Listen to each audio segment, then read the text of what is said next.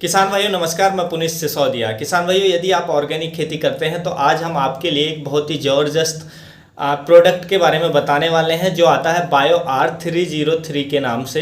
ये एक इंसेक्टिसाइड की तरह भी काम करता है, यानी कि जो सकिंग पेस्ट है उनको बेहद ही इफेक्टिव तरीके से कंट्रोल करता है। उसके साथ साथ हमारी फसलों पर फर्टिलाइजर की तरह काम करता है और टॉनिक की तरह काम करता है।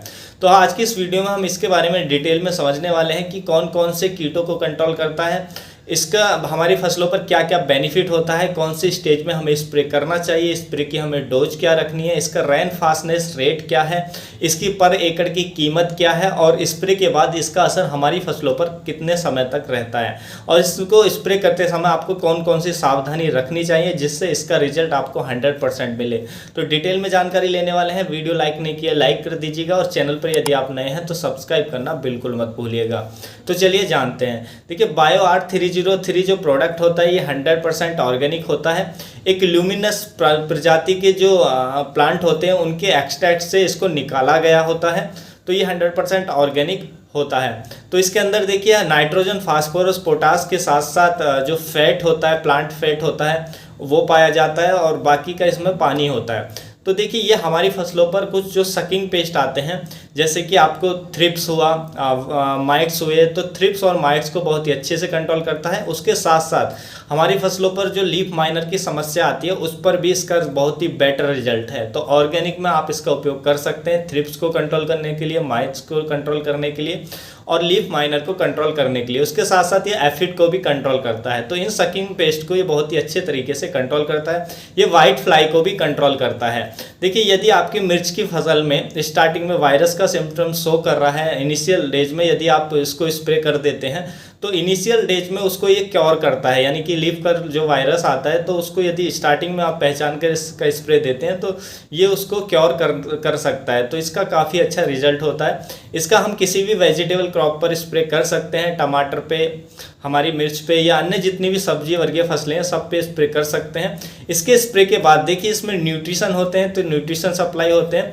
उसके साथ साथ ये फोटोसिंथेसिस की प्रक्रिया को हमारे प्लांट में बढ़ाता है, जिसके कारण प्लांट भोजन अधिक बना पाते हैं। और देखिए ये हमारी फसलों पर इसके स्प्रे के बाद फूल जो है वो अधिक संख्या में बनते हैं, यानी कि ये फूलों की संख्या को बढ़ाता है, फसलों की ग्रोथ को बढ़ाता है।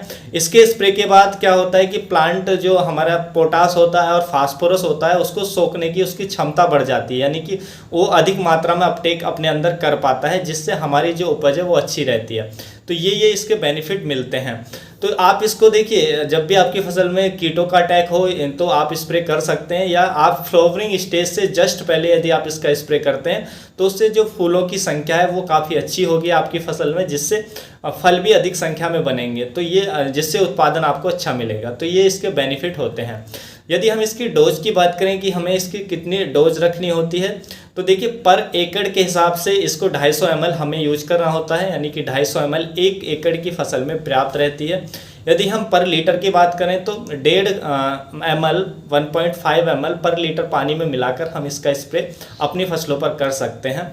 देखिए, यदि टेम्परेचर ज़्यादा है, मान लीजिए टेम्परेचर आपका 35 से 40 डिग्री है, तो इसका जो असर है हमारे प्लांट में, हमारी फसल में 5 से 6 दिनों तक हमें देखने को मिलता है। और यदि टेम्परेचर 30 डिग्री से नीचे है तो फिर इसका जो असर है वो लंबे समय तक रहता है, यानी कि 8 से 10 दिनों तक हमें देखने को मिल जाता है। और यदि हम इसके रेन फास्टनेस रेट की बात करें तो देखिए स्प्रे के बाद कम से कम 1.5 से 2 घंटे बाद तक बारिश नहीं होनी चाहिए। यदि 1.5 से 2 घंटे तक बारिश नहीं होती है इसके स्प्रे के बाद तो हमें इसका जो रिजल्ट है वो 100% मिल जाता है। यदि हम प्राइस की बात करें तो देखिए 1 एकड़ का जो इसका प्राइस हमें कीमत पड़ती है, यानी कि 250 ml की जो इसकी कीमत है वो आपको 800 से लेकर 850 रुपये के बीच में मिल जाती है। तो ये एकदम ऑर्गेनिक है। जो किसान भाई ऑर्गेनिक खेती करते हैं वो इसका उपयोग कर सकते हैं। उसके साथ साथ इसको जब स्प्रे करें तो कुछ सावधानियां आपको रखनी चाहिए कि इसका जो स्प्रे है हमेशा शाम के समय करें। शाम के टाइम करेंगे तो यानी कि जब भी सूरज छिपने वाला है उससे 2 घंटे पहले आप स्प्रे कर दें तो आपको इसके बहुत ही अच्छे रिजल्ट मिलेंगे। और स्प्रे करते समय जो आपकी सॉइल है उसमें पर्याप्त नमी होनी चाहिए, या आप पहले सिंचाई कर दें क्रॉप में, उसके बाद आप चाहें तो स्प्रे कर सकते हैं। तो उससे आपको जो इसके रिजल्ट हैं बायो R303 के और भी बेहतर आपको देखने को मिलेंगे। तो किसान भाइयों, यही थी आज की जानकारी। यदि आपको अच्छी लगी तो वीडियो को लाइक कीजिएगा, अन्य फार्मर के साथ इसको शेयर जरूर कीजिएगा। फिर मिलूंगा मैं आपको एक और नई वीडियो के साथ, नई जानकारी के साथ। अपना ख्याल रखिएगा। धन्यवाद।